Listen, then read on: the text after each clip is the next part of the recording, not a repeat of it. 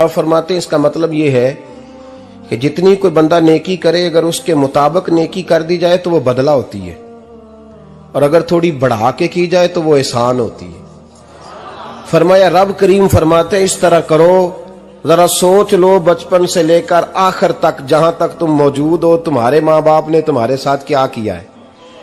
अगर उससे बढ़ा के करोगे तो इसका मतलब है तुमने एहसान किया है। माँ बाप जो होते हैं ना, ठंडी छाओं मीठी जिंदगी।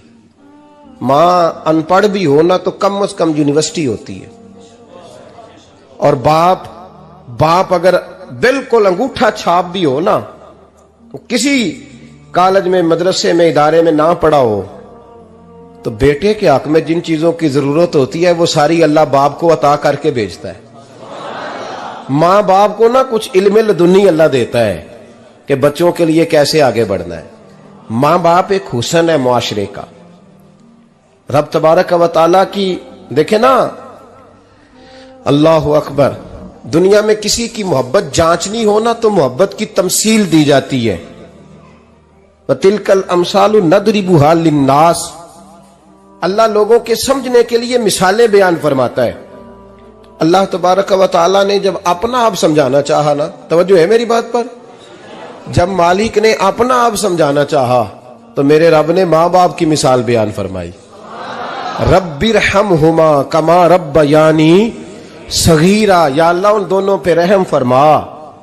और ये लफ्ज रब यहां दो माने में आया है, उलमा बैठे। रब का माना होता है तदरीजन पालना का, या अल्लाह उन दोनों पे रहम फरमा जिन्होंने मुझे रब बन के पाला। यानी मतलब क्या, यहां रबूबियत का माना पालने के माने में, तदरीजन पालना।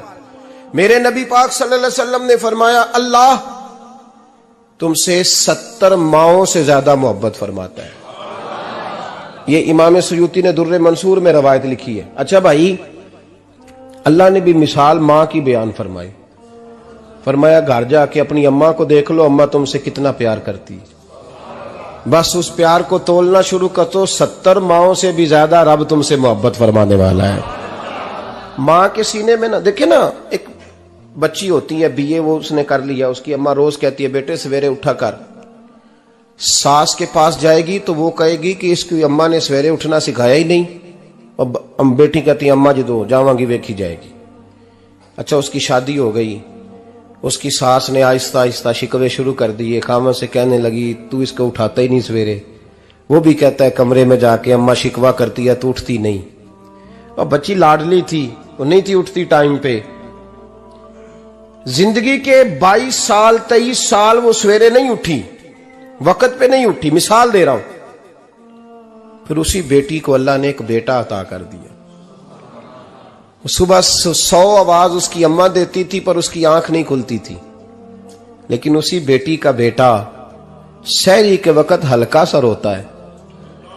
सारी दुनिया सोई है पर अम्मा उसकी फटाफट जागती है, फटाफट जागती है। एक आदमी था तो उसकी बीवी इंतकाल कर गई और उसने तलाक दे दी। 10-11 साल का उसका बेटा था, उसने दूसरी शादी कर ली। एक दिन अपने बेटे से कहने लगा बेटे वो सगी अम्मा ठीक थी या ये वाली ठीक है? तो बेटा कहने लगा अब्बा जी ये ठीक है, वो सगी अम्मी झूठ बड़े बोलती थी, सगी अम्मी झूठ बड़े बोलती थी, झूठी थी, ये सच्ची है। उसने कहा बेवकूफ तेरी मां झूठी थी। उसने कहा अब्बा बड़ी। कहा किस तरह? कहने लगा अब्बा जी मैं ना, कभी आपको पता मैं शरारती हूं, कभी मैं शरारत करता था ना, कोई बर्तन तोड़ देता था तो मेरी सगी अम्मा मुझे थप्पड़ मार के बाहर निकालती थी। कहती थी मैं ताला लगाऊंगी बावर्ची खाने को, तुझे सारी रात रोटी नहीं देनी, तू आज भूखा ही रहेगा। बिल्कुल नहीं देना, सारी रात नहीं देना। बड़े दावे करती थी, कसमें उठाती थी, पर बड़ी झूठी थी। आधा घंटा भी नहीं गुजरता था तो गलियों में मुझे ढूंढने लग जाती थी, ढूंढ के लाती थी, ढूंढ के, और ला के ना तो गलती मेरी होती थी, रोना मेरी अम्मा शुरू कर देती थी। वे ओए मैनू ना सताया कर वे पुत्रा। फिर मेरी मर्जी का खाना मुझे पका के देती थी, मेरी मर्जी का। और फिर मेरी अम्मा मुझे तोहफा भी देती थी। अब्बा जी वो झूठी थी, पहले कह रही थी सारी रात नहीं देना, अब आधा घंटा। ये बड़ी सच्ची है जवाब भाई है। मैं शरारत करता हूं तो थप्पड़ मार के निकाल देती है, कहती है रोटी नहीं देनी। फिर मैं सारी रात रो के गुजारता हूं पर नहीं देती। ये सच्ची है, वो झूठी थी। तू मां के दर्द को क्या समझे। बच्चे तो कहते हैं अम्मा ने हमें कैद कर दिया, अम्मा कहती है मेरी मर्जी से खाओ। और तुझे नहीं पता उसने कैद नहीं किया, वो तुमसे प्यार बड़ा सच्चा करती, और बड़ा सच्चा प्यार करती है तेरे साथ, बड़ा सच्चा। बेटा बर्गर खा के आ जाता है, अम्मा कहती है रोटी खा ले, कहता नहीं आपने बैंगन पकाए हुए हैं मैंने नहीं खाने। तो अम्मा मिन्नतें करती है, कहती है चल तू दस की खाना है, तेनू सेवियां ना बना दिया, फटाफट दाल पक जाएगी, क्या खाएगा। अब्बा जी मेरी तरह करीब से कहते हैं छड़ पर भूख लगेगी तो आप ही खा लेगा। लेकिन अम्मा कहती है इसने रोटी ना खाई तो मुझे नींद नहीं आएगी। तो इस दर्द को समझना। मैं गुलाम हूं एक आस्ताने का, और मैं समझता हूं जो किसी का मुरीद ही नहीं उस पर तो साया ही नहीं, उसे चाहिए किसी बुजुर्ग का साया हासिल करे। लेकिन भाई ये बात भी बड़ी सच्ची है कि मेरे जैसे पीर के हाथ में 5000 रुपया नजराना दो ना, पीर साहब दुआ करना, तो पीर साहब ने दुआ पक्की याद की हुई है सबके लिए, रटी रटाई, अल्लाह खैर करे अल्लाह भला करे, और सबके लिए रट्टा लगाया हुआ है। और अम्मा को बेटा वैसे ही कह जाए, वैसे ही अम्मा मैं इंटरव्यू देने जा रहा हूं, जरा दुआ करना, वो बीबियां मंगा के दुआए तंजीना पढ़ाना शुरू कर देती है, और सारी सारी रात मुसल्ले पे बैठी। इस दर्द को समझना। और भाई बड़ा वेल ड्रेस बेटा होता है, वेल ड्रेस नौजवान, वो 18,000 का जोड़ा पहनता है, 7,000 का जूता खरीदता है, वो कीमती किस्म की घड़ी इस्तेमाल करता है। लेकिन उसी बच्चे के जब अपने बच्चे होते हैं ना, तो बीबी को कहता है ये ले 10,000 रुपया, बच्चों के कपड़े खरीद ले, मेरे सही है अभी कल ही तो खरीदे थे। और बाप, और तू समझा ही नहीं यार, 30 साल बाप ने जवानी सारी सऊदी अरब को दे दी, लेकिन तेरा ख्याल रखा। मैं ऐसे लोगों को जानता हूं जिन्होंने 30-30 साल परदेश में कंबल नहीं बदला, और जहां गए थे तो एक कंबल खरीदा था फिर बदला नहीं। तू मां बाप के बारे में, और यहां बच्चे हिसाब करते फिरते हैं, भाई तो पिछले महीने भी 5,000 दिता सी, तुसी पैसे दा कर दे की हो, मां बाप से हिसाब करता है तू। तिरमिजी शरीफ के लफ्ज है, एक सहाबी ने आके अर्ज की या रसूल अल्लाह पैसे विरासत के नहीं, मेरे अब्बा जी ने नहीं दिए मुझे, और मैंने खुद मेहनत करके कमाए, अब मेरा अब्बा मुझसे पैसे मांगता है तो क्या करूं, और मेरे हैं, मैंने कमाए हैं, अब्बा जी ने नहीं दिए, विरासत नहीं, हिस्सा नहीं मिला। हुजूर मेरा अब्बा मांगता है तो मेरे लिए हुक्म क्या है। तो नबी पाक ने फरमाया क्या कहा तुमने, पैसे तेरे हैं? कहा हुजूर हाँ। तो फरमाया अब्बा किसका है? कहा या रसूलल्लाह मेरा। तो फरमाया अगर तू अपने वालिद का है तो तेरी हर शय तेरे वालिद की है, तू भी तेरे वालिद का है तो तेरा माल भी तेरे। मां और बाप ये तो हुस्न है जिंदगी का, ये तो वकार है इंसान का। जब तक मां बाप का हाथ पकड़ के चलोगे ना, रास्ते सीधे रहेंगे, और जिस दिन उंगली छोड़ के सड़क पे निकलना पड़ा ना, सर चकराने लगेगा। याद रखना ये बड़ा मुश्किल काम होता है। लोगों का तो रुख ही उस दिन वादे होता है जिस दिन आदमी साये से महरूम होता है। अम्मा तो कमरे में पड़ी हो ना, औरंगजेब आलमगीर की मां फौत हो गई, 350 कमरा था महल का, और अम्मा 12 साल टांगों से माजूर रही औरंगजेब आलमगीर की। अम्मा 12 साल कमरे से निकल नहीं सकी, साथ ही वाशरूम था या जो भी उस दौर में तरीका था।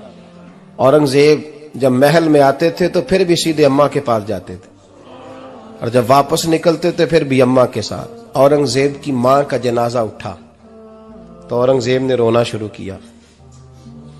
फिर सालों बीत गए पर उसके आंसू खुश्क नहीं होते थे। एक शख्स ने कहा तेरी कोई अनोखी मर गई है, सारी दुनिया की मरती हैं। उसने कहा मैं बादशाह हूं, 24 घंटे लोगों का आना जाना है, बड़े दबदबे हैं, बड़े डेरेदारियां हैं, बड़ी भैंसें, बड़ी गायें, बड़े खाने वाले, बड़े लांगरी। मेरी मां बूढ़ी थी, एक कोने में पड़ी रहती थी, पर जब से वो गई है ये मुझे महल नहीं लगता, मुझे कब्रिस्तान लगता है। मुझे लगता है ये कब्रिस्तान है। मां और बाप तो तेरी नेमत है भाई। हम बच्चे, हमारे आजकल के बच्चों ने एक मसला बड़ा पक्का याद कर लिया, कहते मौलाना पीर साहब पसंद की शादी करना जायज नहीं। मैं कहता हूं साहब और भी बड़ी चीजें जायज है, सिर्फ एक ही शय जायज रह गई है। रसूल पाक सल्लल्लाहु अलैहि वसल्लम सिवाय अल्लाह के किसी के पाबंद नहीं, किसी के पाबंद नहीं। पर जनाब सैयदा खतीजतुल कुबरा रदी अल्लाह ताला अन्हा ने पैगामे निकाह दिया, या रसूलल्लाह मैं शादी करना चाहती हूँ, हुजूर किसी के पाबंद नहीं। पर मेरे महबूब ने फरमाया मेरा चचा मेरे वालिद की जगह है, मैं अपने चाचा से पूछ के तुम्हें जवाब दूंगा। यह है पसंद की शादी जो मेरे नबी ने बयान फरमाई है। तू सारा कुछ क्रॉस कर करके गुजर जाता है। यहां तो हाल यह है कि पालने वाला कोई और साये में बैठने वाला, बाग तेरे दी कर कर राखी मैं सारी उम्र गुजारी, तो जदों ये फल पकन ते आया ते लै गए होर व्यापारी। और बेटा गुजरता है अम्मा के दरवाजे के आगे से, अम्मा के दरवाजे के आगे बेटा अमरूद लेके आया है 6 किलो। तवज्जो है मेरी बात पर? इधर देखें जी, छोड़ें थोड़ी देर हमारी सुने। वो अमरूद लेके आया 5-6 किलो, तो अम्मा के दरवाजे के करीब से गुजर गया रात को। तो कमाई खाने का टाइम आया ना, तो गुजर गया। तो वो वजीर आजम से डरता है ना, तो जाके बीबी से कहता है बीबी के हुकूक देना भी रसूलुल्लाह की सुन्नत है। लेकिन ये क्या बात हुई, तूने बीवी और मां का मुकाबला शुरू करा दिया? समझ तो सही, ये तेरे लिए काबे की जगह है और तू बीवी के लिए काबे की जगह है। उसे भी समझना चाहिए, गौर करना चाहिए। 5 किलो अमरूद लेके तो मां के कमरे के करीब से गुजर गया है। बीबी को जाके कहता है चल आधा किलो अम्मा को भी दे आ, उसके कौन से दांत हैं। तो प्लेट में डाल के वो लाई है। तू समझा ही नहीं, तूने गौर ही नहीं किया। बंदा तो वो ठीक नहीं था, नेपोलियन। पर किसी ने उससे पूछा था बता जिंदगी में पैसे लेने का मजा कब आया? उसने कहा कि मुझे मजा तब आता था कि मैं अपनी सारी कमाई ला के अपनी अम्मा के हाथ पे रखता था, और फिर जब मैं अपनी माँ से थोड़ा थोड़ा खर्चा लेता था ना, थोड़ा थोड़ा, तवज्जो है मेरी बात पे? अम्मा जी 10 रुपए दे आजे, कहते जब मैं थोड़ा थोड़ा खर्चा लेता था ना, तो मुझे यूं लगता था जैसे मैं बादशाह वक्त के सामने खड़ा हूं और वो खजाने का मुंह खोल खोल के मुझे देता जा रहा है। तू इस जायके को समझ तो सही भाई, तू इसको समझ तो सही भाई। याद रखें और गौर करें, मां और बाप। और फिर ये भी सुन ले, नबी पाक सल्लल्लाहु ताला अलैहि वसल्लम ने मां बाप के लिए फरमाया हुमा जन्नतुका व नारुक, यही तेरी जन्नत है और यही तेरे लिए जहन्नम है। अगर ये राजी हो गए तो तेरे लिए जन्नत है, नाराज हो गए तो चाहे तू 100 पीर के मजार पे हाजिरी दे आ, लेकिन जब तक अब्बा राजी नहीं उतनी देर तक अल्लाह राजी। ये हदीस पाक है, हुजूर ने फरमाया जिसके वालिद राजी उसका अल्लाह राजी, और जिसका बाप नाराज उसका अल्लाह। हाँ बेशक, अब ये हदीस है ना, तो सारे वली एक तरफ बैठ जाएं, कहें या अल्लाह बख्श दे मुरीद को, लेकिन अगर अब्बा कहे या अल्लाह ना माफ करना, तो अल्लाह उन औलिया की नहीं मानता, वालिद की मानता है। इसलिए बुल्ले शाह आसमानी उड्डियां पढ़ना है, जेड़ा घर बैठा उन्होंने पढ़िया ही नहीं। भाई याद रखो, माँ बाप से प्यार करो, इनकी खिदमत करो, इनके पास बैठा करो, और माँ बाप को टाइम दें, वक्त दें, चंद घड़ियां उनके पास बैठें। आप यकीन करें, अब्बा जी से आप मशवरा कर ले, सिर्फ मशवरा, मर्जी बेशक अपनी करें, लेकिन उस मशवरे में आपको इतना साया मिलेगा कि जिंदगी में कभी नाकामी नहीं होगी। पर असी सज्जन दी मननी, अब्बे दी नहीं मननी। तो फटे पे जो नलायक हमारी तरह का बैठा है उससे मशवरा लेना है, वालिद से नहीं लेना। बाप के पास बैठे, उससे मशवरा लें। मेरे अब्बा जी किसान थे, मैंने अपनी जिंदगी में ढेरों चीजें अपने बाप से सीखी हैं, दर्जनों चीजें सीखी हैं। मेरे वालिद बड़े खुददार थे, मिजाज में अजीब सी खुददारी थी। कोई बंदा कभी हाल पूछ लेता था ना कि हालात किस तरह के हैं, तो फरमाते थे भाई अगर बताना हुआ तो अपने अल्लाह को बताऊंगा। अल्हम्दुलिल्लाह बड़ा फजल है, मैंने उनके हाथों पे हमेशा छाले देखे, हमेशा छाले, लेकिन उनका हाथ कभी किसी दुनियादार के सामने फैलता हुआ नहीं देखा। लोग मुझे कहते हैं आप किस पीर साहब के साहबजादे हैं, तो मैं कहता हूं मैं उस पीर का साहबजादा हूं जिसने मेहनत करके हलाल की कमाई खाई सारी जिंदगी। ये लोग पीर नहीं होते, ये मुर्शिद नहीं होते, और मैंने दर्जनों चीजें सीखी उनसे। तो सीखने तो बैठ, तुझे हजारों चीजें मिलेंगी। भाई अपनी जिंदगी में माँ बाप की तरफ देखो, सबसे जरूरी काम है इन्हें वक्त दो। अम्मा के ओ भाई बड़ा मुश्किल है दुनियादारों से तारीफ कराना, ते अम्मा दे कोल ते एवं 2 मिनट राती बईए ना आखी अम्मा पैर कटे ना रजाई चो तेरे घुट छड़ा, अम्मा कहती जा मेरा पुत्र थकिया आया तू सो जाके, मैं कदों काम लगी सा, मैं कदों हल वाहन डई सा, जा सो जा जाके। बस ये कार्रवाई है। तूने 2 मिनट के लिए कह दिया, सवेरे पूरे मोहल्ले में तेरी अम्मा कहेगी अल्लाह मेरे पुत्र वर्गा पुत्र सारिਆਂ ਨੂੰ दे।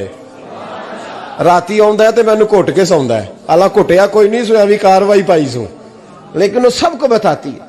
तो भाई इतनी कीमती चीज और तू छोड़ के मैं कभी जलसे से देर से आता था ना, अब तो जाता नहीं ज्यादा जगहों पे, कोशिश करता हूं कि चलो माहौल के मुताबिक, थोड़ा खुश्क आदमी हूं तो हर जगह सेट नहीं हो पाता, इसलिए कम जाता हूं। तो कभी रात को आते थे ना देर से, मेरी अम्मा जी शुगर की मरीज थी, तो मैं छोटे भाई को फोन करता था कि अम्मा जी सो गए, कहते सो गए। मैं कहता था कि तू ना इस तरह कर, नीचे आ जा, 2 बज गए, वो शुगर की मरीज है, आंख खुल जाए ना तो दोबारा लगती नहीं बुजुर्गों की, तो तू दरवाजा खोल दे, अंदर दस्तक दी तो दिक्कत होगी। तो मैं जूते उतार के अंदर दाखिल होता था, तो पहला कदम रखता था तो मेरी अम्मा बोल पड़ती थी पुत्र आ गए, आ गए। ओ भाई तू इस दर्द को समझना, कोई तुझे मिलेगा, कोई मिलेगा तुझे ऐसा। अब मैं दूर दराज भी चला जाता हूं, उनकी जिंदगी में नहीं जा पाया, कहते हमने नहीं जाना, घर में रहना है, इस कैफ को समझ ले, इस दौलत के करीब हो जा। हजरत अबू हुरैरा रदी अल्लाह ताला अन्हु फरमाते हैं मेरी अम्मा बूढ़ी थी, मैं उनकी खिदमत करता था। बाप की खिदमत और माँ की खिदमत सबके हिस्से में नहीं आती, ये रब जिसे महबूब रखता है उसे ये मौके अता करता है। खुश नसीब है जिसे बूढ़ा बाप मिले और वो नौकरी करे, खुश किस्मत है जिसको बीमार माँ मिले और वो नौकरी करे। हजरत अबू हुरैरा फरमाते मेरी अम्मा बूढ़ी थी, तो उनका मैदा कमजोर हो गया था, तो मैं उठा के पखाना पेशाब करता था तो कई दफा मेरे ऊपर कर देती थी। ये हजरत इब्न जौजी अलैहि रहमान ने इसको लिखा है। फरमाते हैं मेरे दिल में ख्याल आता था कि मैं बड़ा खिदमत गुजार हूं अपनी माँ का। एक दिन मैं हजरत उमर के पास बैठा था उनके दौरे खिलाफत में, तो एक शख्स आ गया। उस शख्स ने आकर के कहा कि हजरत उमर से हुजूर एक मसला पूछना है। फरमाया पूछो। वो कहने लगा हुजूर मेरी अम्मा बूढ़ी हो गई है, बीमार रहती है, मरीजा है, मुझे आवाज देती है बेटे पेशाब आया है, आवाज देती है, तो मैं अम्मा को उठाता हूं। अभी मैं बैतुल खिला तक, वॉशरूम तक जाता नहीं कि मेरी अम्मा मेरे ऊपर पेशाब कर देती है। हजरत उमर से कहने लगा हुजूर बचपन में मैं अम्मा पे पेशाब करता था, अब अम्मा मेरे ऊपर कर देती है तो हक अदा हो गया ना।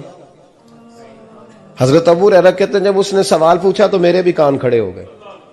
मैंने कहा ये तो मेरे वाला मसला पूछ रहा है, मेरे वाला मसला पूछ रहा है। मेरे पास एक दोस्त जुमा पढ़ने आते हैं बड़ी दूर से, मुझे कहने लगे हजरत साहब जदों भी मैं आउना ना तुसी मेरी ही गल छेड़ देंदे हो, वो जो बात होती है ना बिल्कुल मेरी ही होती है। मैंने कहा नहीं यार जो मैं कर रहा होता हूं वो मेरी भी होती है, वो सारे मुआशरे की होती है। हमें लगता है कि मेरी हो रही है, हालांकि वो बात हमारी सबकी मुश्तरका होती है। सुन ले और याद रख लें।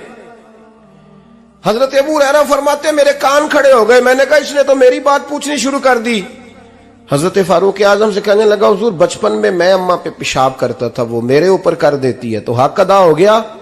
हजरत उमर कहने लगे नहीं कोई नहीं हुआ। उसने कहा हुजूर मुझे समझाएं, वो सारे काम जो मैं अम्मा के साथ करता था अम्मा मेरे साथ करती है तो क्यों नहीं हुआ। हजरत उमर कहने लगे भाई पेशाब तो तू भी अम्मा पे करता था और अम्मा भी तेरे ऊपर करती है, पर तेरी और तेरी माँ की सोच में बड़ा फर्क है। उसने कहा हुजूर किस तरह, तो क्या जवाब है सैयदना फारूक आजम का, लौ काना नबीय्यम बाद लकाना उमर इब्न खत्ताब। क्या जवाब है। हजरत उमर फरमाने लगे तेरी और तेरी माँ की सोच में बड़ा फर्क है। कहा हुजूर किस तरह।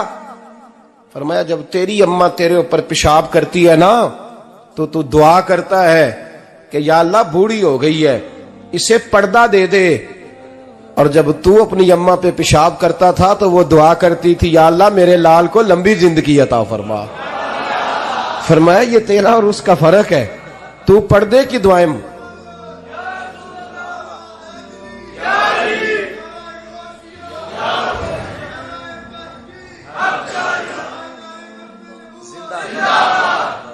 सुने अजीजों, कहा जब तेरी और तेरी मां की सोच में, और नबी पाक सल्लल्लाहु अलैहि वसल्लम ने फरमाया है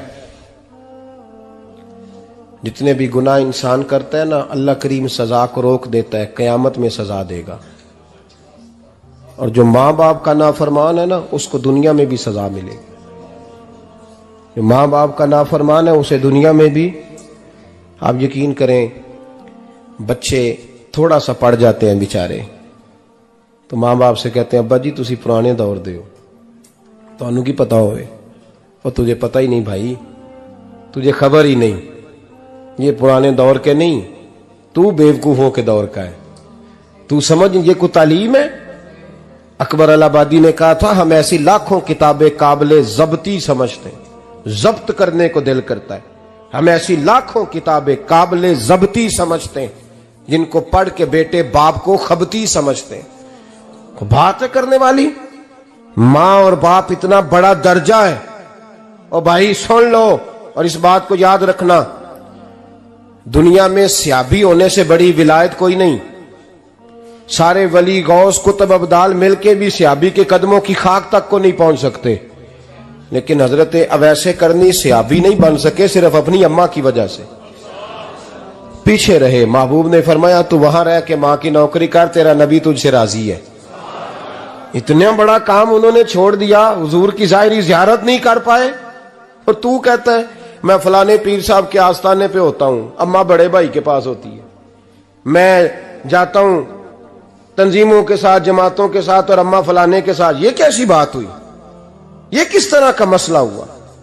जो तेरी ड्यूटी है उस ड्यूटी को पहले अदा कर, नौकरी को पहले कर, फराइज का अदायगी पहले कर। तू फर्ज छोड़ के नफल के पीछे जा रहा है, इस काम को पहले सर अंजाम दे। मेरे नबी पाक सल्लल्लाहु अलैहि वसल्लम ने फरमाया वालिदैन के नाफरमान को दुनिया में सजा मिलती। हजरत मालिक बिन दिनार रहमतुल्लाह ताला अलैह फरमाते मुझे अल्लाह ने 60 हज करने की तौफीक अता फरमाई। कितने?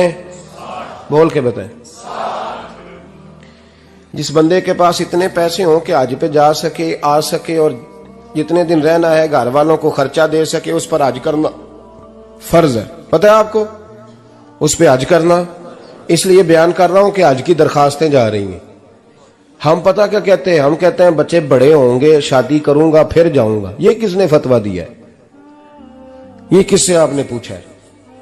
वो जब बड़े होंगे उनकी शादी की चीज उस वक्त आप पे फर्ज होगी। अभी जो फर्ज है उसको अदा करें। और ये तिरमिजी शरीफ की हदीस है, याद रख ले। नबी पाक सल्लल्लाहु अलैहि वसल्लम ने फरमाया जिस पर हज फर्ज था उसने किया नहीं, बगैर हज किए मर गया, या यहूदी होके मरेगा या ईसाई होके मरेगा। इतना बड़ा हुक्म है हज के हवाले, लेकिन लोग इंतजार करते रहते हैं पता नहीं किस चीज का। जब आपको अल्लाह मौका दे, हिम्मत दे, तो पहली फुर्सत में ये फरीजा अदा करें, ये जरूरी काम है। हजरत मालिक बिन दिनार फरमाते मैंने 60 हज किए। एक हज के मौके पर मैंने बड़ा रश देखा, लाखों का इज्तिमा हुआ। मेरी बातों की समझ तो आ रही है ना आप दोस्तों? जो नहीं बोल रहे उन्हें भी आ रही है ना? अल्लाह जज़ा दे। कहते लाखों का मजमा था, तो मेरे दिल में ख्याल आया, मैंने कहा अल्लाह इतने लोग आए हैं, इनका हज कबूल भी हुआ है कि नहीं? फरमाते मैं सोच रहा था तो रात को ना ख्वाब में मैंने किसी कहने वाले को कहते हुए सुना कि सबका कबूल हो गया है। बल्ख का रहने वाला मोहम्मद बिन हारून बल्खी है, उसका हज कबूल नहीं हुआ। फरमाते शहरों के अलग-अलग खैमे लगते थे। अब भी आप हज करने जाएं तो पाकिस्तानियों की रिहायशें अलग होती हैं, इंडियन की अलग, बांग्लादेश के अलग, मिस्री, यमनी, सब लोग अलग-अलग रिहायशें होती, झंडे लगे होते हैं मुल्कों के। कहते मैंने सवेरे उठ के ढूंढना शुरू कर दिया, ढूंढता हूं वो बंदा मिले। कहते जहां बल्ख शहर के लोग रहते थे वहां चला गया, तो मैंने लोगों से पूछा तुम में मोहम्मद बिन हारून बल्खी कौन है? लोग कहने लगे वो तो बड़ा नेक आदमी है, परहेजगार है, बड़े भोले भाले, बड़े अल्लाह वाले, रियाज आपको बस हम ही जानते हैं, वो तो बड़ा नेक है, परहेजगार आदमी। कहते मैंने कहा अच्छा कहां है?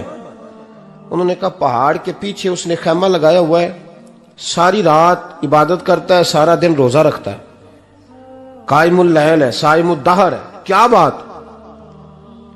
फरमाते हैं मैं उन लोगों की बात सुन के हैरान हो गया कि मुझे क्या बताया गया, ये क्या कह रहे हैं। फरमाते हैं मैं पहाड़ के पीछे गया। हजरत मालिक बिन दिनार अलैहि रहमा फरमाते हैं जब मैं वहां पहुंचा तो मैंने उस शख्स को मुसल्ले पे बैठे देखा। कसरत इबादत के आसार उसके वजूद पर नजर आ रहे थे।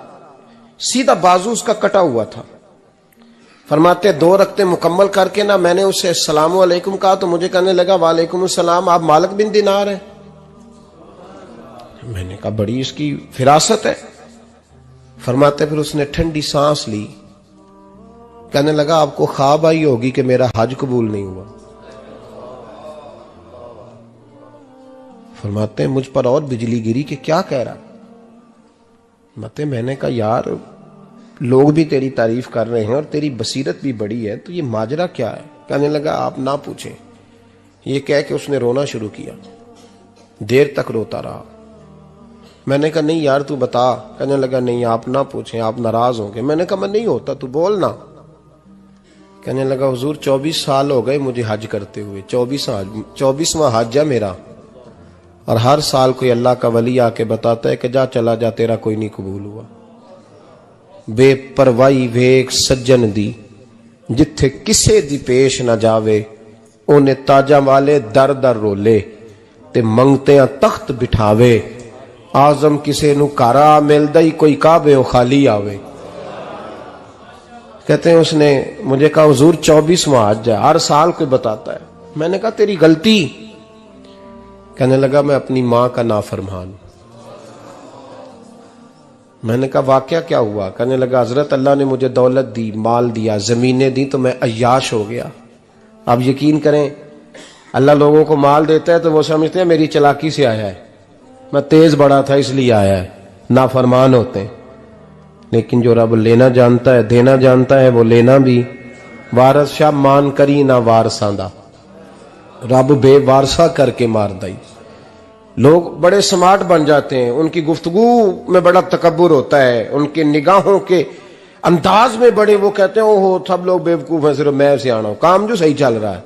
ओ भाई 1 मिनट लगता है इंसान को बादशाह से फकीर होने में। एक इमाम मालिक रहमतुल्लाह अलैह बैठे थे तो हारून रशीद आपसे कहने लगा इमाम अबू मालिक से, हजरत बताएं इस वक्त अल्लाह क्या कर रहा है। आप फरमाने लगे यार तू बड़े मोटे दिमाग का है, किस तरह के सवाल पूछता है। बादशाह था ना, कहा नहीं आप बताएं। तो इमाम मालिक फरमाने लगे तू तख्त पे बैठ के सवाल पूछता रहता है और मैं नीचे बैठ के जवाब देता रहता हूं, नीचे आ फिर बताता हूं। उसने कहा जनाब बताएं। फरमाने लगे तू सवाली है ना, तो तू नीचे बैठ और मैं ऊपर बैठता हूं। क्या जनाब आ जाए। हारून रशीद नीचे आ गया, इमाम मालिक तख्त पे बैठ गए। फरमाने लगे अब बता क्या पूछ रहा था। कहने लगा हुजूर पूछा था अल्लाह इस वक्त क्या कर रहा है। फरमाने लगे रब इस वक्त तुझे समझा रहा है कि इस तख्त पे तकब्बुर न करना, 1 मिनट लगता है मैं तुझे उठा के मालिक को बिठा दिया करता हूं, ये तुझे समझा रहा है, लिहाजा इस समझ पे कायम रहना, तकब्बुर न करना, 1 ही तो मिनट लगता है, ये तुझे समझा रहा है।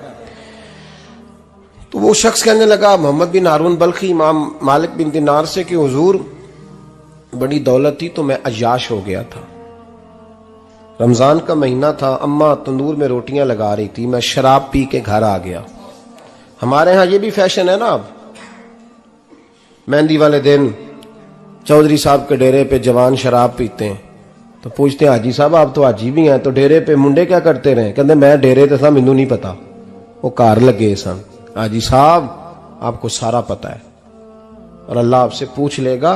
यहां तो कोई आदमी चुप कर जाएगा आपके किलों की वजह से, लेकिन अर्श के मालिक को भी तो जवाब देना है कि नहीं। क्या तरीका है देखे ना, कुल वाले दिन महफिल और मेहंदी वाले दिन अल्लाह से सिर्फ दुखों का रिश्ता है, रसूलुल्लाह से सिर्फ गमों का रिश्ता है। अगर तूने ढोल ढमक्का शोर शराबा किया है शादी वाले दिन तो कुल वाले दिन भी बजा, तेरा पता चले, जनाजे पे भी बजा। क्या तमाशा है। मजहब सिर्फ रस्म है, जरूरत है, कोई मर गया तो कुरान पाक खोल लो, बाकी जो मर्जी करो। हज भी कीती जांदे हो, लहू भी पीती जांदे हो, खो के माल यतीमा दा भेज मसीती जांदे हो, फट दिलां दे सींदे नहीं, टोपियां सीती जांदे हो, नफ्स ते छुरी फेर दे नहीं, बकरे कीती जांदे हो, फर्ज भुलाई बैठे हो, नफला नीति जांदे हो, ओ दसो ते सही बुल्ले नू ए की कुछ कीती जांदे हो, ओ दसो ते सही बुल्ले शाह नू की कुछ कीती जांदे हो। कोई तरीका है?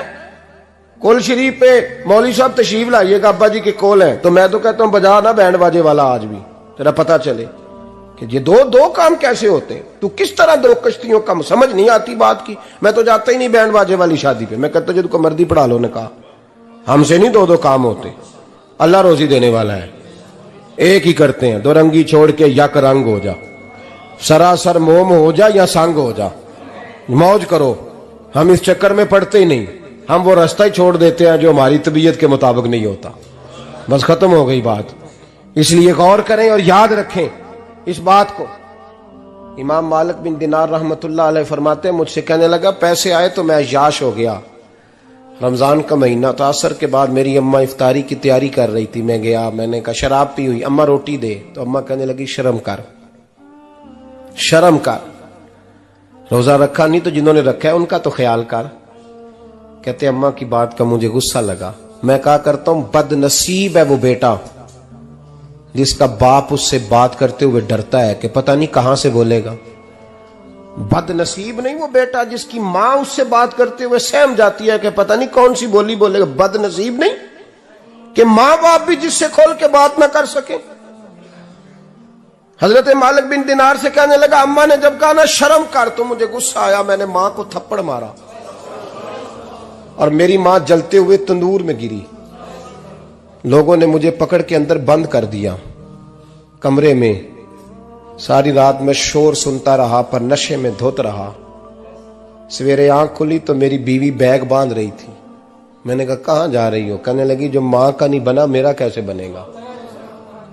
वो मैंने कहा मेरी अम्मा का, वो तो लोगों ने रात को ही दफन कर दी जनाजा पढ़ के। तड़प के कहने लगा मुझे क्यों नहीं बताया? तो कहते हैं लोग कहने लगे तेरी मरती हुई मां कह गई थी इसे मेरा मुंह ना देखने देना, मेरे जनाजे के करीब ना आए। हजरत मालिक बिन दिनार फरमाते हैं जब उसने ये बात सुनाई तो मैंने भी उसके मुंह पे थप्पड़ मारा। मैंने कहा तू इसी काबिल है। कहते हैं वो रोने लगा, हुजूर दुआ करे अल्लाह मुझसे राजी हो जाए। कहने लगा जब मां की इंतकाल की खबर मिली तो मैंने कुल्हाड़ी लेके वो हाथ काट दिया जिससे मां को मारा था। मैंने सारी जायदादें खिरात कर दी। 24 साल हो गए, 24 साल। सारी रात नमाज पढ़ता हूं, रोजा रखता हूं, हज करता हूं, पर हर साल कोई आके कहता है जा दौड़ जा तेरा कोई नहीं कबूल हुआ। हुजूर दुआ करे मालिक राजी हो जाए। फरमाते मैं थप्पड़ मार के आ गया। मैंने कहा तुझसे राजी हो जाए इतने जालिम से? इमाम मालिक फरमाते रात को आके सोया तो मुझे ख्वाब में रसूल पाक का दीदार हुआ। तो नबी पाक अलैहिस्सलाम ने फरमाया मालिक तू उसे मायूस क्यों कर आया है? अल्लाह तो बड़ा मेहरबान है। कहा हुजूर मां के नाफरमान को माफी कैसे मिलेगी?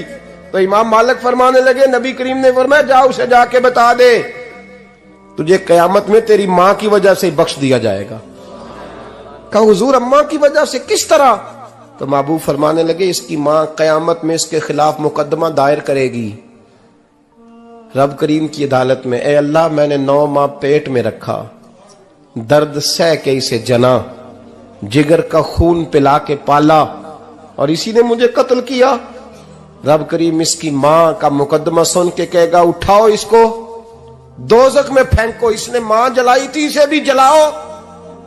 महबूब फरमाने लगे जब पकड़ करके मालिक उसको मोहम्मद बिन हारून को लोग ले जाएंगे ना जहन्नम की तरफ, अभी फरिश्ते घसीटेंगे ही तो पलट के फिर अम्मा की तरफ देखेगा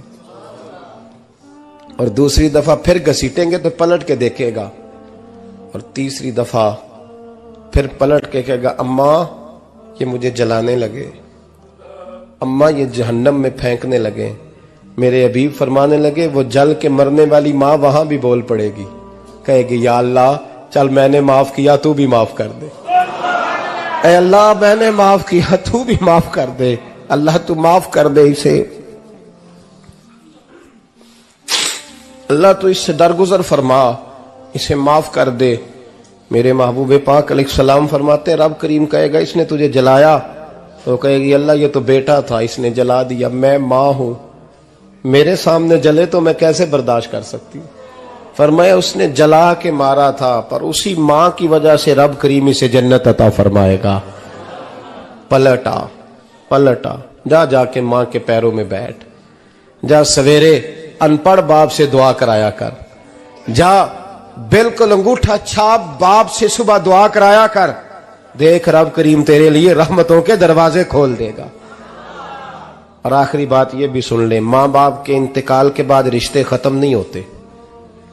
रिश्ते खत्म, क्या दुआ मांगते हो नमाज में? रब्बना इग़फिरली। इसका मतलब है मां बाप तो है ना, वो जो औलाद बचपन में चली जाएगी ना, नाबालगी में, छोटे बच्चे, वो कयामत में मां बाप की सिफारिश करेंगे। मां बाप के इंतकाल के बाद भी आला हजरत फाजिल बरेलवी ने 12 हुकूक लिखे हैं मां बाप के फतावा रज़विया में। फरमाया उनके दोस्तों से दोस्ती रख, उन्होंने जो वादे किए थे वो वादे पूरे कर, अगर उनके जिम्मे कर्जे हैं तो अदा कर, और अगर तेरे मां बाप जो नेकियां करते थे वो नेकियां जारी रख। और इमाम जलालुद्दीन सुयूती ने शरह सुदूर में लिखा है, जमीन पे रह के गलत काम ना करना, वरना फरिश्ते कब्र में जाके तेरे मां बाप को कहेंगे तो कितनी बुरी औलाद पैदा करके आया। और फरमाया तो दुनिया में रह के अच्छे काम कर, चाहे दुआ मांग चाहे ना मांग, फरिश्ते कब्र में जाके कहेंगे क्या बात है तुम्हारे बेटे की, कैसा लाल पैदा किया है, दुनिया खैर से भर दी है। और भाई मुझसे कोई बंदा पूछे ना कि माँ बाप को इसाले सवाब का सबसे बेहतरीन तरीका, तो मैं कहता हूं बेटे नमाजी हो जाओ। क्या कर, ताकि हर नमाज की आखिरी रकत में तू कहे रब्बना इग़फिरली। नमाज अल्लाह की, जिक्र माँ बाप का अल्लाह ने रख दिया है, रब्बना इग़फिरली हर नमाज की हर आखिरी रकत में खत्म शरीफ पढ़ा जाएगा। और नमाज के अंदर पढ़ेंगे इंशाअल्लाह ताला, पढ़ेंगे नमाज इंशाअल्लाह, वादा नहीं करा रहा। दाढ़ी किसकी सुन्नत है? नहीं, जिन्ना नहीं रखी हो बोलो, जिन्ना रखी हो तो बोलन डाया ने। किसकी सुन्नत है? तो सरकार के गुलामों ने रखनी है, किसी और ने रखनी है? गुलाम कहते हैं अभी हम नेक ही नहीं, नेक होंगे तो रखेंगे। वो खुदा के बंदो, नेक तो सारी जिंदगी बंदा नहीं होता। कभी किसी ने दावा किया है वली गौस कुतुब ने कि अब मैं बिल्कुल गुनाह नहीं करता, मैं पाक साफ हो गया हूं? किया है कभी? ये शैतान का वसवसा है। दाढ़ी हुजूर की सुन्नत है, और रखो तो नबी पाक की मर्जी के रखो, पूरी मुट्ठी रखो, अपनी मर्जी की ना रखो। जितनी मुझे अच्छी लगती है उतनी मैंने रख ली। एक मुट्ठी दाढ़ी रखें, सारी दुनिया की ट्रेनें गुजरती हैं तो गुजर जाएं, नमाज का वक्त नहीं गुजरना चाहिए। बस खत्म हो गई बात। दुनिया तो चंद रोज है, ओ पईयां देश दियां कबरां जिन्हां ते फुल पे, उधरों कोई नहीं जी आमदा ते इधरों लखां गए। नमाज सबसे पहले, इसलिए कि रब रसूल के बगैर हमारा गुजारा ही नहीं, गुजारा ही नहीं। नमाज, कुरान पाक और दुरूद सलाम, ये कज़ा होना ही नहीं चाहिए, जो मर्जी हो जाए। और साथ साथ सुन्नत और शरीयत का लिहाज करना सीखें। और मेरी अपील ये है, हर इमारत पे गुलाफ नहीं चढ़ता, सिर्फ खाना काबा पे चढ़ता है। हर किताब का गुलाफ नहीं होता, सिर्फ कुरान पाक का होता है।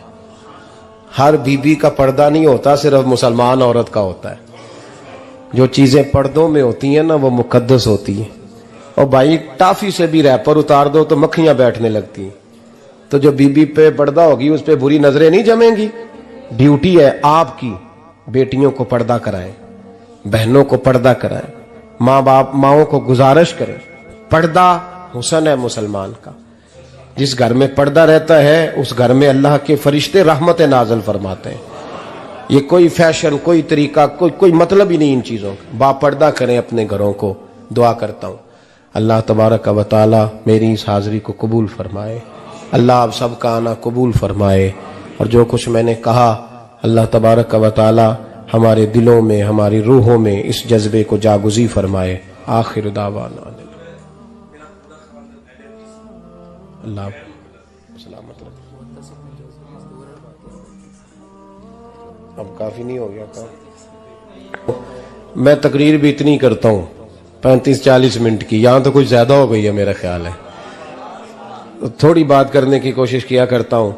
चलो मेरी राय ये है कि खुराक थोड़ी हो तो हजम जल्दी हो जाती है। अरसलान साहब से मैंने कहा मेरा खाना ना पकाना। मेरा मौक़िफ़ ये है कि महफ़िलें सस्ती करनी चाहिए ताकि ज्यादा होनी शुरू हो जाए।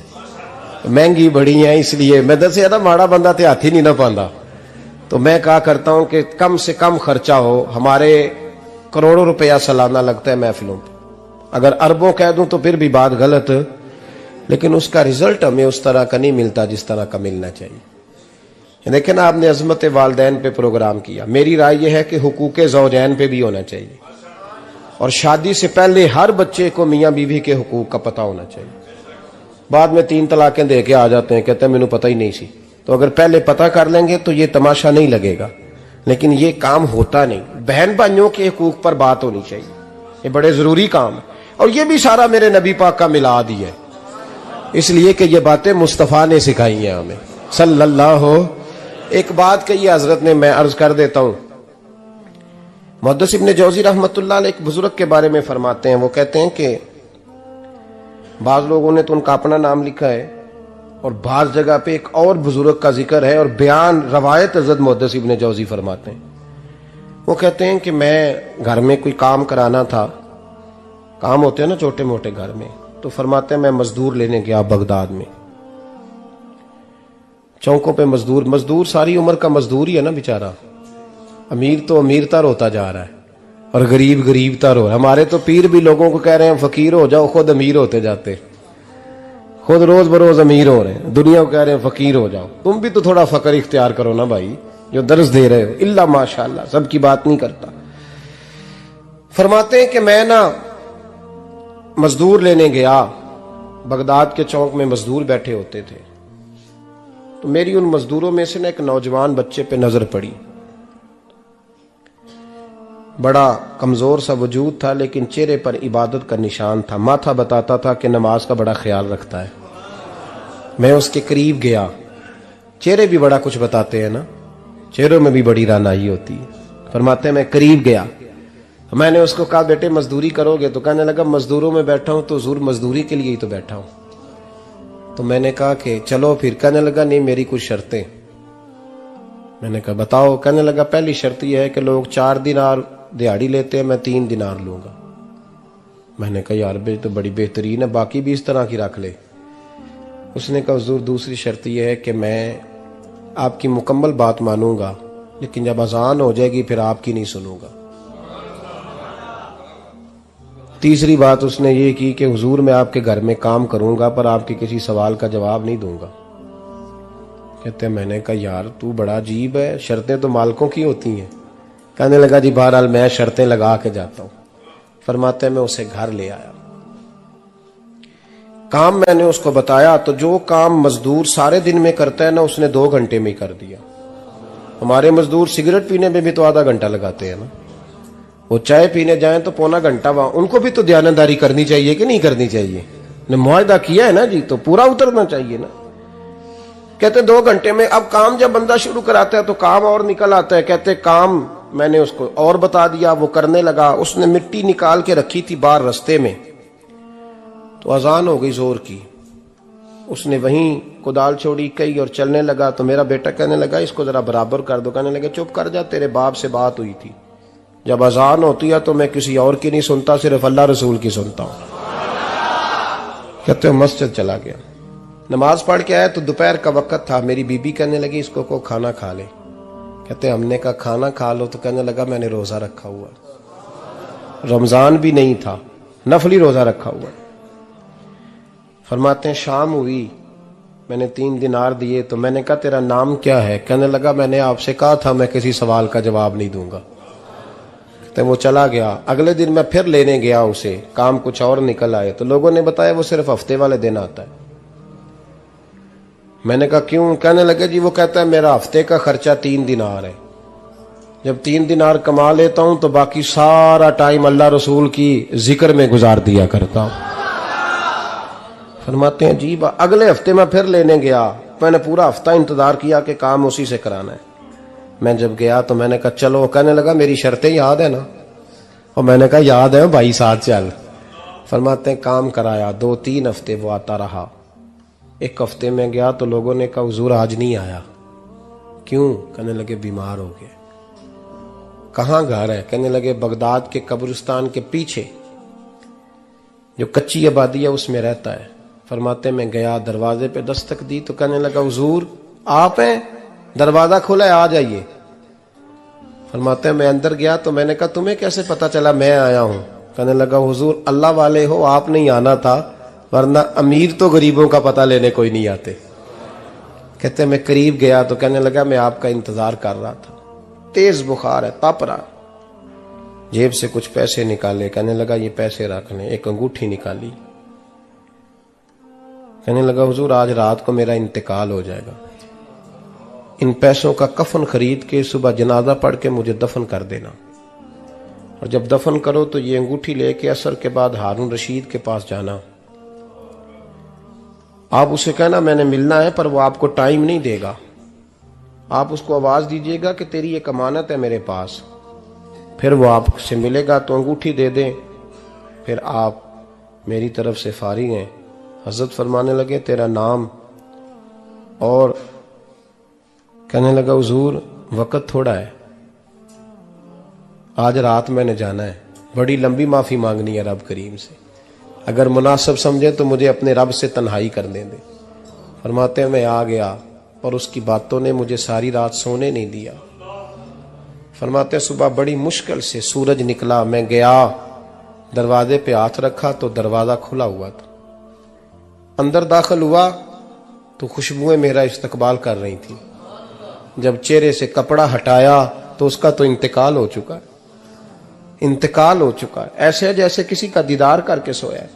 कहते मैं तो 2 आदमी ले गया था जनाजे पे, पर पता नहीं दुनिया किधर किधर से आई, कहां कहां से। अखां जदों मीटियां जमाना मैनू रोवेगा, अपना ते अपना बेगाना मैनू रोवेगा, अपना ते अपना। और मियां साहब ने कहा था बाद मरन दे मुखड़ा मेरा हो जावे जे ताजा, फिर समझ लेना महबूब मेरे ने आन पड़िया जनाजा। और किसी उर्दू के शायर ने कहा था मेरे मरने पे हर सू शोर मच जाएगा देखोगे, अल्लाह मेरे मरने पे हर सू शोर मच जाएगा देखोगे, कहने अलविदा सरकार खुद तशरीफ लाएंगे। फरमाते हैं मैं तो 2 बंदे ले गया था पर पता नहीं मखलूक कहां कहां से आई। जनाजा पड़ा, दफन किया।